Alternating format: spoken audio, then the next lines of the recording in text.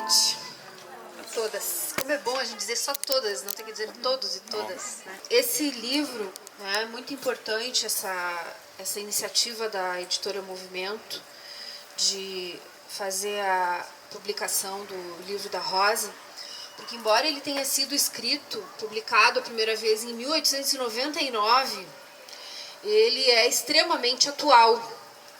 E o debate que a Rosa travou nesse livro com o Bernstein, embora a conjuntura mundial, política e econômica tenha mudado, tem muitas lições ainda que servem para nossos debates hoje.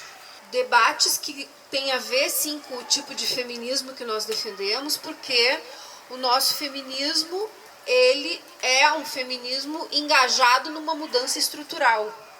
Então, discutir se a nossa estratégia é reforma ou revolução é fundamental para também moldar o tipo de feminismo que a gente está construindo.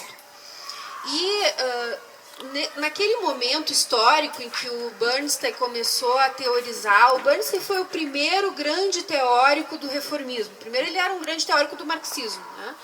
E depois ele se transformou no grande teórico o primeiro grande teórico do reformismo.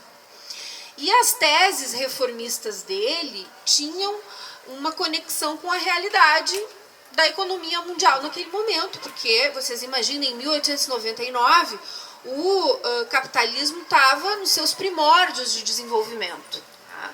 Então ainda havia muita expectativa sobre os ganhos sociais que o sistema poderia trazer para o conjunto da população.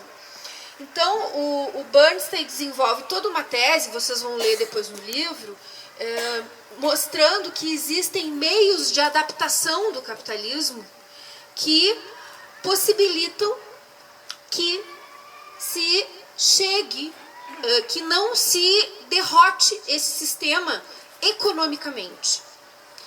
Então, ele nega que o socialismo tenha bases científicas. E ele defende a ideia de socialismo, porque ele segue defendendo uma ideia idealista de socialismo, como um ideal humano, democrático, social, e não como uma necessidade objetiva. Qual é a grande teorização que a Rosa faz nesse livro? Ela demonstra que o sistema capitalista, e ela demonstra isso tendo como base o próprio Marx, porque o Marx demonstra isso tanto nos Grundrisse, que foi uma espécie de rascunho que ele escreveu do Capital, e depois no próprio Capital, demonstra que as contradições internas do capitalismo vão levar ele próprio a um momento de crise absoluta. Tem debates a respeito da teorização que a Rosa faz, no sentido de que ela seria extremamente determinista. Tá? E, posteriormente à obra da Reforma e Revolução, ela cunha uma frase que demonstra o quanto ela não era determinista. Determinista em que sentido? Determinista no sentido de dizer que o socialismo é inevitável. Tá? E aí ela cunha aquela famosa frase, socialismo ou barbárie, que é onde ela desenvolve, né, essa ideia mais, de forma mais clara, de que as contradições internas do capitalismo levam ele a uma explosão própria por razões econômicas, e aí a gente tem que estudar economia para compreender isso a fundo. Um pouco no livro, agora vou fazer uma propaganda do meu livro. O meu livro, que a gente vai lançar agora em Porto Alegre, que é resultado da minha dissertação de mestrado, tem uma parte que eu falo sobre economia, que eu tento explicar um pouco isso, né? De forma assim, muito amadora, porque eu não sou economista, né? Mas como eu queria entender, eu acabei lendo bastante e escrevendo para poder entender um pouco mais esse mecanismo interno do capitalismo, que tem a ver com a queda tendencial da taxa de lucro, com as tendências que contrarrestam essa tendência geral, mas que também contribuem para um limite do capitalismo em si mesmo. Tá? Mas o que é fundamental a gente compreender é que essa disjuntiva de socialismo ou barbárie demonstra a compreensão que a Rosa tinha de que o socialismo não era algo dado, mas sim algo que teria que ser construído a partir de correlação de forças e de intervenção na luta de classes. Porque senão a alternativa ao capitalismo seria a barbárie. Ela mostra com essa frase que não existe um processo de desenvolvimento linear do capitalismo em que ele vai ficando cada vez melhor, tá? Mas sim que ele tem limites próprios em que ele vai chegar a um momento de exaustão e de barbárie completa. E ver isso em 1899 foi algo muito brilhante, né, da Rosa e antes dela do próprio Marx. Mas ela traz nesse livro também um debate que, se vocês prestarem atenção no título, ele não é reforma e revolução, ele é reforma ou revolução, ponto de interrogação. Tá? E ela traz justamente essa discussão de que a luta por reformas não se opõe à luta estratégica pela revolução. E isso é fundamental porque é um debate muito atual, né, que a gente faz com os reformistas. Quando nós nos proclamamos revolucionários e lutamos por reformas, alguns podem nos dizer: ué, mas vocês não são revolucionários e agora vocês estão lutando aqui por uma reforma como é a reforma agrária ou a reforma urbana, que são reformas. E aí o Trotsky dá uma contribuição muito importante para esse debate também, né, que é no programa de transição, que é justamente um programa que faz essa ponte, um programa que a partir das reformas aponta para uma estratégia revolucionária. E esse processo de desenvolvimento tem a ver também com a construção de um partido, que é onde o Lenin entra com uma contribuição fundamental, porque o grande teorizador do partido foi o Lenin. Tá? Da importância que tem o partido como, sim, um partido de massas, um partido que tem influência de massas, mas um partido que também tem um núcleo duro, que é revolucionário e que compreende a estratégia revolucionária. Porque o que nos diferencia, em última instância, dos reformistas, não é que nós não lutamos por reformas, é que nós sabemos que para ser consequente na luta por reformas, é preciso ter uma estratégia revolucionária. Tá? Porque, e aí a gente precisa também observar o que se passa com o capitalismo nesse estágio da humanidade. E mais ainda o que se passa com o capitalismo nos países ditos do terceiro mundo, nos países subdesenvolvidos ou nos países como os países latino-americanos. Porque muitos nos falam também das belezas do capitalismo da Noruega, né, da Suíça, e quem sabe o Brasil um dia pode ser assim. Os liberais aí do Partido Novo trazem muito essa discussão, né, do capitalismo nos países avançados, como se fosse possível um desenvolvimento do capitalismo no Brasil de tal forma a se chegar num modelo como o da Suíça ou como o da Noruega. Quando, na realidade, existe uma divisão internacional mundial do trabalho e do papel de cada país dentro do sistema capitalista. E isso significa que ao Brasil e aos países do dito terceiro mundo está reservado um papel subalterno, um papel de exportador de matéria-prima, um papel de fornecimento de mão de obra barata para que os países mais desenvolvidos possam seguir o seu processo de valorização do capital. Tá? E aí a gente entra também, a gente precisa também fazer um debate fundamental, que é dos processos revolucionários que levaram às ondas progressistas aqui na América Latina. Vide Venezuela, Bolívia, em menor medida Argentina, Brasil também é parte desse processo. Né? E quais foram os limites desses processos? Né? Os limites desses processos foram justamente os limites intrínsecos ao capitalismo dentro dos países subdesenvolvidos. De que é possível alguns crescimentos fenomênicos, como a gente teve no Brasil durante o governo do Lula, né, quando teve a alta das commodities, quando a China estava comprando enlouquecidamente do Brasil e a gente conseguiu, né, ter uma condição econômica de fazer pequenos ganhos para os setores mais pobres da população, vide Bolsa Família, vide ProUni e outros Minha Casa Minha Vida, né, que foram ganhos pequenos e cheios de contradições, né, porque o Minha Casa Minha Vida foi um presentão para as empreiteiras, porque o ProUni foi um presentão para as escolas particulares, universidades particulares, mas que trouxeram alguns ganhos concretos na vida de segmentos da população, como a própria valorização do salário mínimo, tá? Geração de empregos de baixíssima remuneração, mas empregos de gente que não conseguia emprego e conseguiu empregos de até R$ 1.500 e ficou numa situação de pobreza digna, digamos. Tá? Então, esse processo de onda progressista reformista na América Latina teve esse limite, que é o limite próprio do sistema capitalista, que é caracterizado por crises e crescimentos recorrentes. Se a gente for analisar a curva de crescimento e de crise dos países, a gente vai sempre perceber que a crise e o crescimento se alternam, né? Porque o capitalismo tem uma necessidade de valorização do capital permanente que chega num ponto que ele não tem mais como valorizar, então ele precisa da crise para poder partir de baixo de novo e seguir valorizando. Né?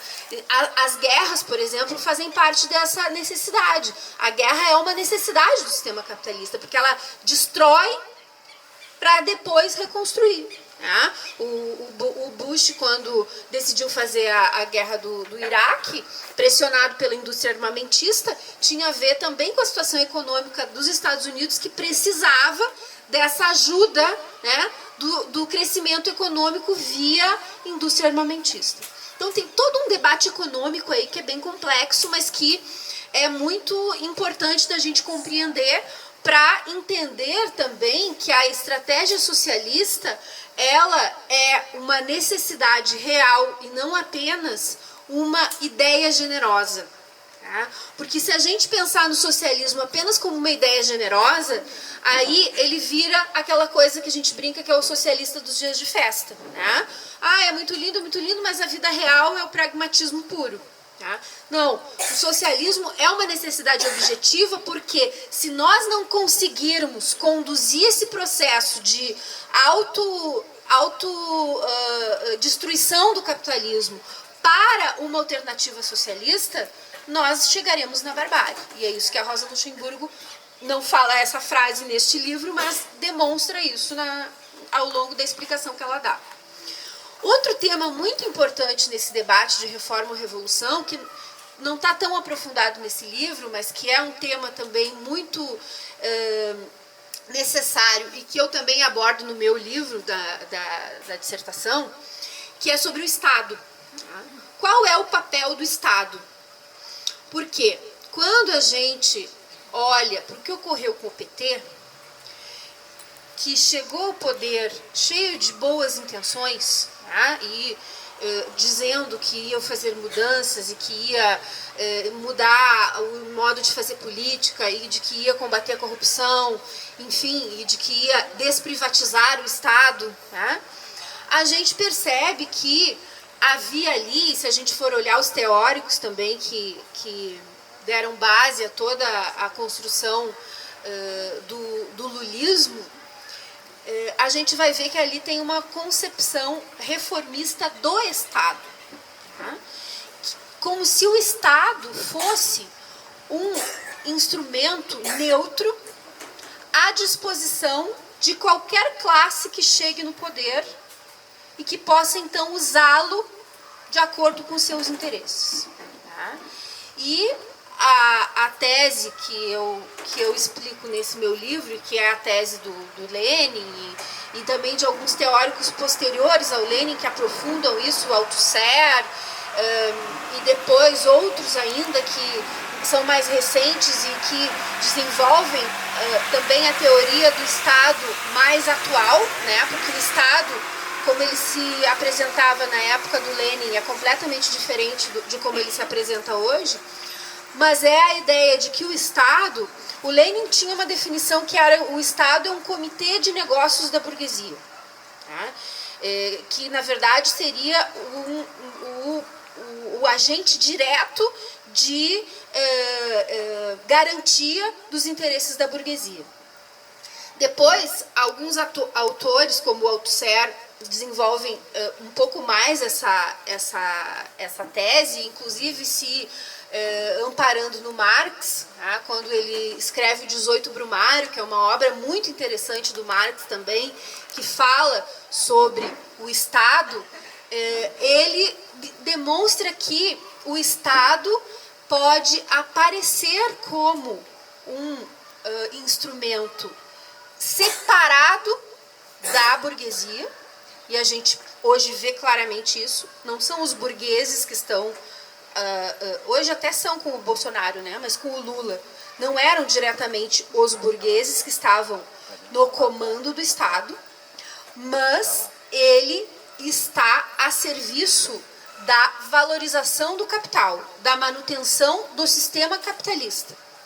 Mesmo que em alguns momentos ele possa até se confrontar com os interesses de determinados setores da burguesia. Porque essa relativa autonomia, que é a expressão que o Althusser usa e que outros autores também usam, que o Estado tem uma relativa autonomia em relação aos interesses da burguesia, mas aos interesses da burguesia mais imediatos, não em relação aos interesses estratégicos da burguesia, que é a manutenção do sistema capitalista. Tá? Então, por isso que os governos do PT e os governos progressistas da América Latina como um todo acabaram do jeito que acabaram. Por quê? Porque entraram para dentro do aparelho de Estado, achando que poderiam usá-lo para os interesses populares, digamos assim. Tá? Só que esse aparelho de Estado ele tem uma lógica própria que está organizada para garantir o sistema capitalista, dentro das condições objetivas que a conjuntura oferece. Então, quando a conjuntura necessitava do PT para garantir o funcionamento do sistema capitalista, o PT foi assimilado no Estado, tá? E governou durante 16 anos. No momento em que, e aí junho de 2013 tem um papel marcante aí, tá? Porque junho de 2013 demonstrou que o PT já não tinha mais condições nem de mobilizar e nem de desmobilizar, que ele já não servia mais para garantir o funcionamento do sistema, porque houve em 2013 uma situação muito perigosa para a burguesia, tá? Muito perigosa. Foram milhões de pessoas nas ruas e que ninguém tinha controle sobre elas. Então, aquilo ali não podia mais acontecer. E o PT foi incapaz de controlar aquela situação como ele sempre controlou, né? Porque o PT sempre foi o grande dirigente do movimento de massas que controlava. E nós, eu sou de uma tradição que vem da convergência socialista, né? Muitos de vocês aqui são de outras tradições, mas eu lá atrás, como militante da convergência, nos anos 80, já criticava o Lula, o Vicentinho, os dirigentes do PT, por desmontarem greves gerais, por desmontarem mobilizações, por desmontarem greves, por traírem greves, né? Porque eles tinham esse papel de fazer e controlar, de fazer e controlar. Junho de 2013 mostrou que eles não faziam e nem controlavam mais. Então, esse aparelho de Estado se colocou em marcha para quê? Para garantir o funcionamento do sistema da forma dos interesses estratégicos da burguesia. E aí o PT não servia mais, porque havia uma crise econômica brutal e que eram necessários fazer ataques profundos à classe trabalhadora. E vocês se lembram da Dilma, que ela tentou fazer alguns ataques. Ela não conseguiu. Ela não conseguiu por quê? Porque o PT ainda tem vinculações históricas com a classe trabalhadora, né? E até por isso o PT sobreviveu a esse processo todo, né? E acabou, de alguma forma, até se ressignificando para muitos setores da classe trabalhadora. E, então, de fato, em certa medida, o impeachment foi a salvação do PT, né? Porque se a Dilma tivesse continuado no governo e aplicasse os planos que eram dela exigidos por esse aparelho de Estado que exigia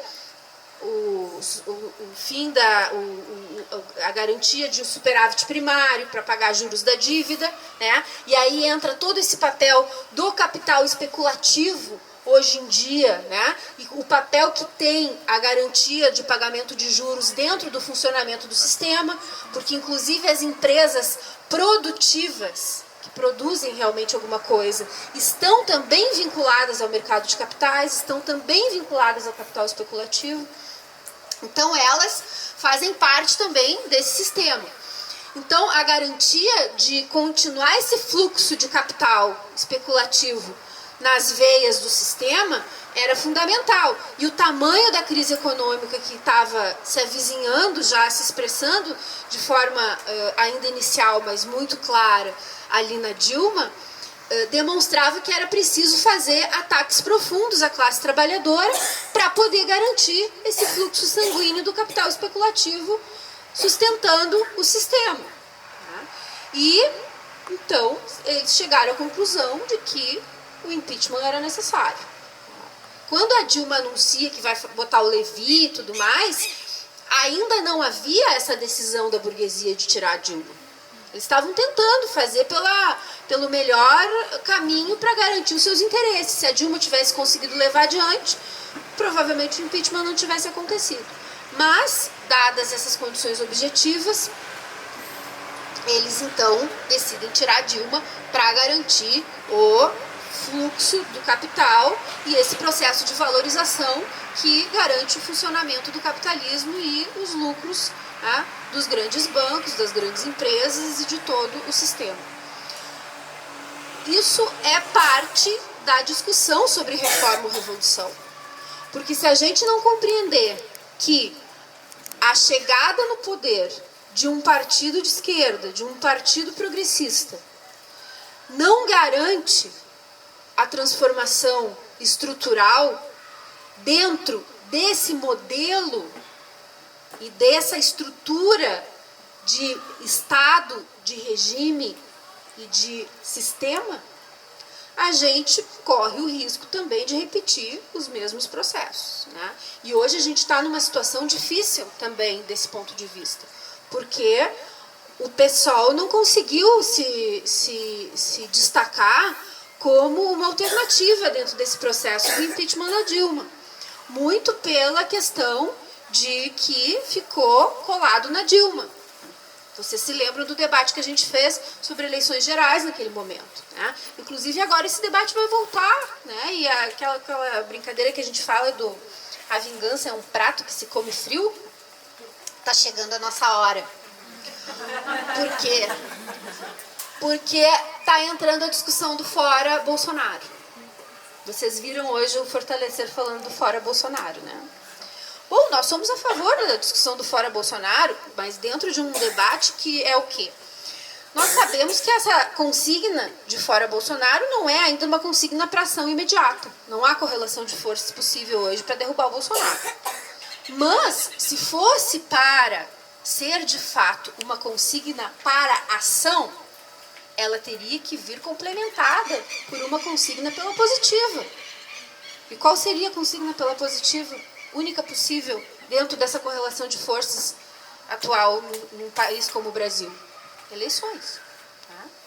Soviets não não está colocado. Se a gente tivesse um junho, sim, né? Poderíamos chamar a formação de comitês populares, né? Mas, enfim, olhando a conjuntura tal qual ela se apresenta hoje, a única consigna pela positiva possível seria eleições. Tá? Só que aí o povo vai nos perguntar, eleições para votar em quem? No Boulos? É. Então, de fato, fica bem claro que não é uma consigna para ação. Né? Mas eu disse que a gente chegou à nossa hora porque eles vão ter que reconhecer que defender eleições gerais não é golpismo. Né? Ou é um golpe que eles estão propondo contra o Bolsonaro. Porque a discussão foi essa naquele momento. Ah, quem defende eleições gerais e não fica Dilma está sendo golpista.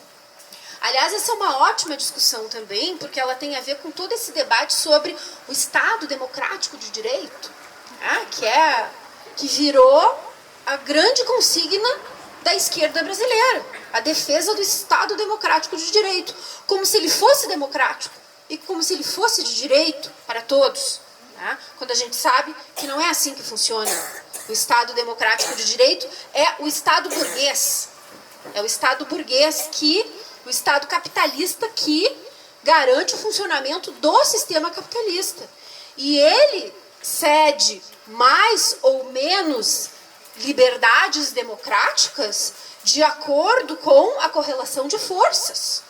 Então, à medida em que há uma correlação de forças mais favorável para o povo, se conquista mais liberdades dentro desse Estado capitalista.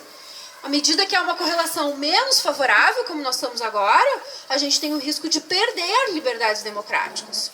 Agora, fazer da defesa do Estado democrático de direito a nossa consigna é, como diria o meu filho, o fim da várzea. Não sei se vocês conhecem a expressão.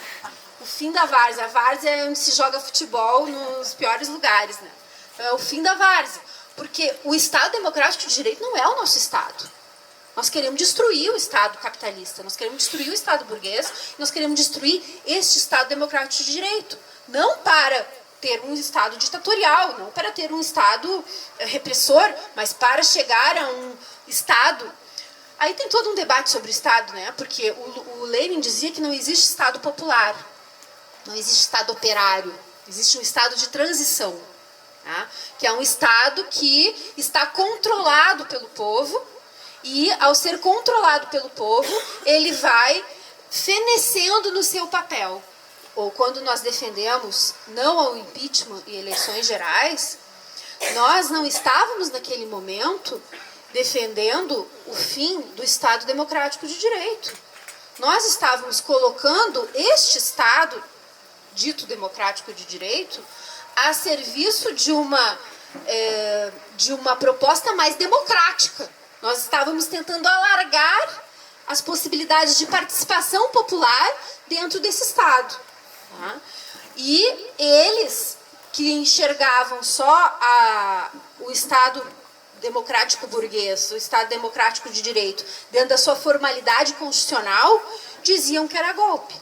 Tá? E agora eles vão dizer que não é mais, porque eles vão ter que defender, mais cedo ou mais tarde, a consigna de eleições gerais contra o Bolsonaro. Tá?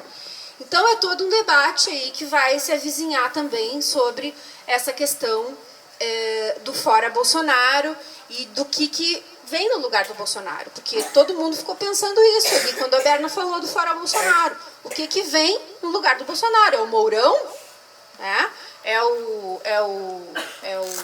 É eleições gerais? É o Rodrigo Maia presidente? É o quê? Tá? Então, isso demonstra que essa consigna não está tão colocada assim para ação, mas que ela pode ser um bom instrumento de unificação dos processos de luta aí, que estão surgindo cada vez com maior força contra o Bolsonaro.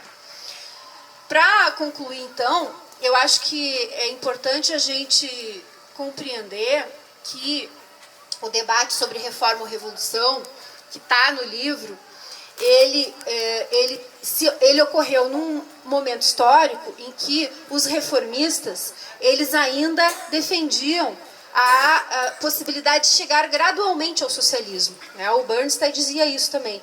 Vamos avançando gradualmente ao socialismo sem precisar de revolução, só através de reformas. Ele Então ele tinha essa concepção reformista.